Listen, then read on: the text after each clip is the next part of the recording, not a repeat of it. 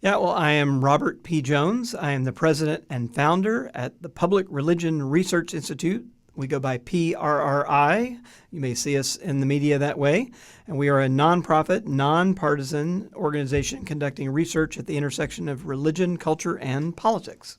So you yourself have explained that you are a researcher on the area of religion, and in specific, we know you're a researcher on the area of Christian nationalism.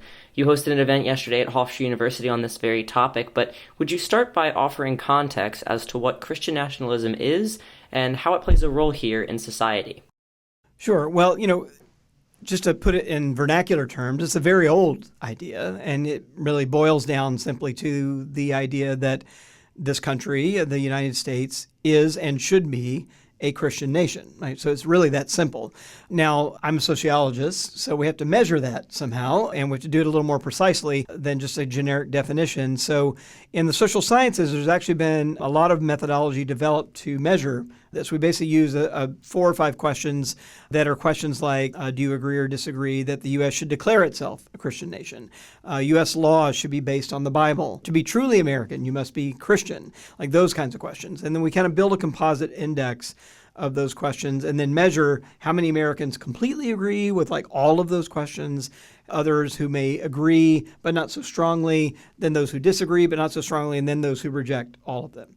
And so we develop a typology then that has 4 categories, and we labeled them Christian nationalism adherents, right? Those are the people who completely agree with all of those assertions. Christian nationalism sympathizers, those are who agree but maybe not as strongly. Christian nationalism skeptics, those are who disagree but not strongly, and then finally Christian nationalism rejectors. What we find in the country is that about 3 in 10 Americans are in those first 2 categories, right? So when we think about like generally who's sympathetic to this idea of Christian nationalism, it's about 3 in 10 Americans who are leaning toward or sympathetic toward those views. And then, about 2/3 of the country that leans the other way and leans away from affirming those attitudes.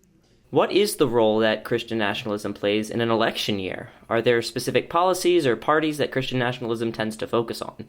Well, so I'm at an organization, we've been doing public opinion polling for 15 years at PRRI, and one of the things I've been struck by in that time period is how much we've moved away from specific policies driving elections, and we've been more in the area of like identity issues driving the election. So, it's not so much that we're disagreeing over policies that are the deepest source of our divisions today. It's over these bigger questions of like, who is a real American? Who is this country for, right? Those kinds of questions that are really driving us. So there are questions of identity. And so really it's front and center. I would say that it's one of the deepest divisions in the country today is, it really boils down to a question like this, like, is this country a kind of divinely ordained promised land for Christians, or is it a pluralistic, multiracial, multicultural democracy?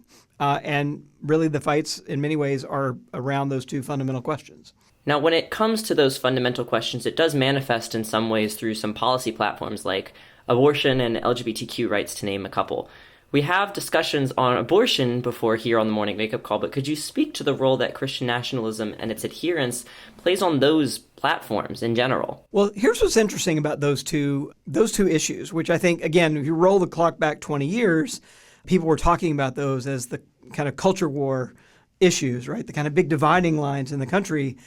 But the country is not a 50-50 country on those questions, right? So like if you look today, for example, the number of people who say they think abortion should be legal in all or more cases, it's 2/3 of the country that says that. If you ask whether gay and lesbian couples should be able to legally marry, it's 2/3 of the country, right, that says yes to those questions today. So I think there's some ways a little bit of a dated sense of where those questions are, because most of the country and certainly Americans under the age of 50 are overwhelmingly supportive of both of those issues. So it's sort of like a past generational throwback in some ways.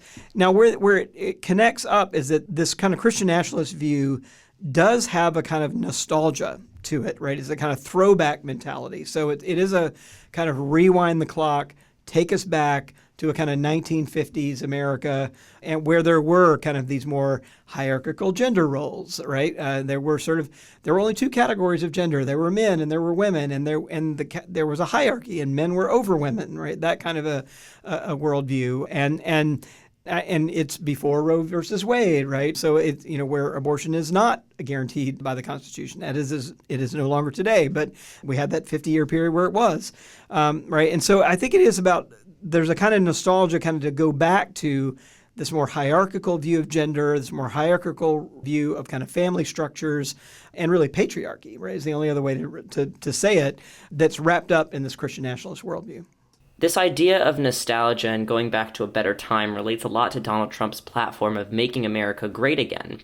Can I ask what kind of research has occurred in regards to how Christian nationalists respond to Democratic versus Republican messaging? Well, it's really clear. Political scientists have a term called asymmetric polarization, right? And so it means that, yes, we're divided. Of course, like nobody's surprised by that. But I think what people forget is that, again, this is not a 50-50 division, even though our elections and particularly the Electoral College make it look like that. But when you get down to issues, and many of these even, like I said, issues that we think of as being divided, we're really more like a 2/3, 1/3.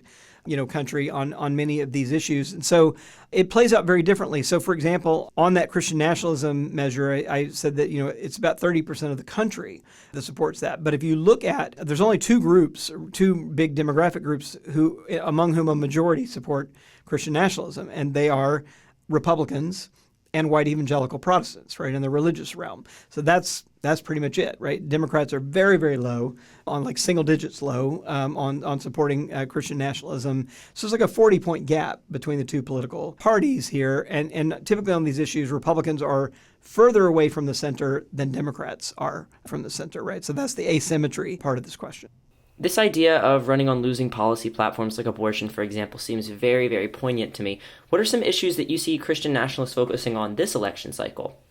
Well, I think it's hands down on the Republican side. It's hands down immigration, right? This is the thing. If you go to, any of Trump's campaign events, whether it's a rally or a more formal debate, what he's leading with every time is immigration. And it's not just immigration policy. That's the thing that's really shifted. Is it's really, there's another way to really say it. It's this kind of xenophobic and racist attack on immigrants themselves, right? So his latest comments, for example, are equating immigrants with serial killers and then saying that it's in their genes, like at genes, right? As in their DNA, right? That it's not just about kind of warning about certain kinds of immigrants who might have a criminal record, and might do bad things. It's not about people doing bad things. It's who they are, is the kind of argument that he's making, that they're fundamentally dangerous. And then there's this kind of purity argument that kind of slips in where he talks about immigrants, using this language that we really haven't heard in American public life since the beginning of the 20th century, when there was a kind of fascist movement in America, right? This poisoning the blood of our country. This is a language of kind of purity, that there's a kind of bloodline in the U.S. that's pure and unadulterated, and it's immigrants who are pouring in and somehow contaminating kind of pure bloodline. Now, that's not the language of democracy at all. That kind of rhetoric that we're seeing. And he's really doubling down on that. We're now 20, 25, 24 days from the election, and we're hearing much more about that than we're hearing. That's the closing argument that we're hearing from Trump. What do you see the future of Christian nationalism to be here in the United States? Well, I should say, so my most recent book called The Hidden Roots of White Supremacy and the Path to a Shared American Future. So I try to kind of do both, look how old this problem is that we're wrestling with today, that we're calling Christian nationalism, and where we might go from here. So the first thing to say is that this is an old problem. We have a term for its current manifestation with us today called Christian nationalism, but this idea that this is a country for, of, and by Christians of European descent is a very old assertion. In fact, it is the version of Christianity that lands on the shores of this country back in the 15th century, right? Way before there was the United States or even British colonies. There were Spanish folks landing here with planting crosses on the ground and claiming the land, right, for European Christian kings and queens.